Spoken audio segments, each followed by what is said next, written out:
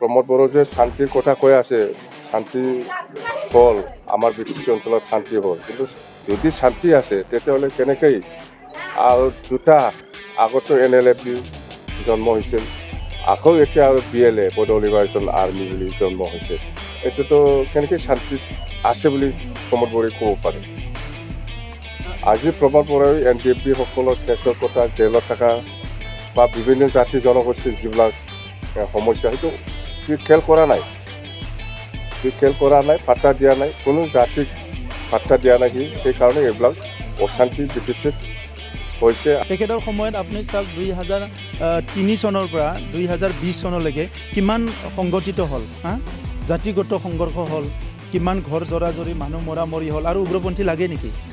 আৰু অলৰেডি আছিলে, চবেই আছিলে ডিজিগনেটেড কেম্পত, তেখেতে একো কৰা নাছিলে। আমিহে 2020 চনত ভাৰত চৰকাৰ, অসম চৰকাৰ আমি মিলি পেলাই ইয়াতে এটা শান্তি চুক্তি কৰিলোঁ। ইয়াৰ পিছত শান্তি আহিল।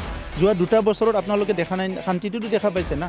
এতিয়া ৰাতি 10টা 12টা 1টা বজালৈকে ৰাতি মানুহ বুকু ফুলাই ঘূৰিব পাৰে।